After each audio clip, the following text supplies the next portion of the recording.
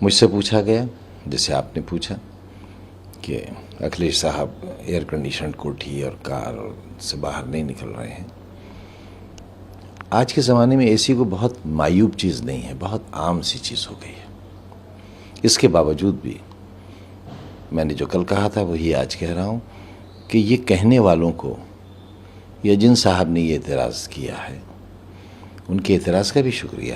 ظاہر ہے اس میں بھی ہمارے لیے ایک سبق ہے، لیکن دھوپ میں کھڑا ہم نے انہیں بھی نہیں دیکھا، کہیں دھوپ میں کھڑا نہیں دیکھا، کہیں اس پوزیشن میں نہیں دیکھا جس سے یہ ثابت ہوتا ہو کہ وہ کسی مثال کے طور پر انہوں نے مسلمانوں کی طرف یہ کہا کہ مسلمانوں کی کوئی مدد نہیں کر رہا ہے.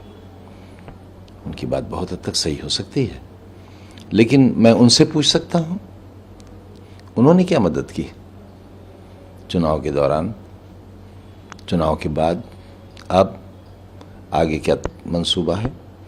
تو ہم تو اس انتظار میں بیٹھے ہیں کہ کوئی آئے اور ہمارے آنسو اپنی ہتھیلی پر لے، کوئی ہمارے راستے کے کانٹے اور انگارے ہٹائے. اور ہم نے تو مجبور ہو کر یہاں تک کہنا شروع کر دیا کہ جب مسلمانوں کو ووٹ ڈالنے کا حق ہی نہیں ہے تو ان کا ووٹ کا حق ختم کر دیا جائے، رائٹ آف ووٹ ختم کر دیا جائے. کیا فائدہ دھوکے سے؟ تو میرے خیال سے بڑے نیتاؤں میں انہیں بڑا نیتا مانتا ہوں، بہت بڑے نیتا ہیں.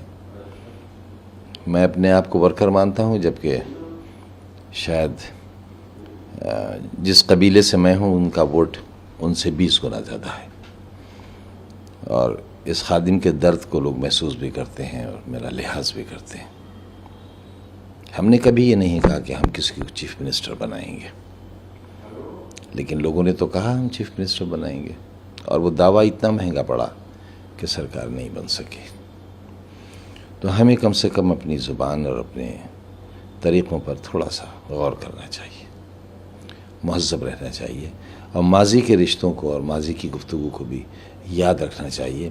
دشمنی جم کر کرو لیکن یہ گنجائش رہے، جب کبھی ہم دوست بن جائیں تو شرمندہ نہ ہوں.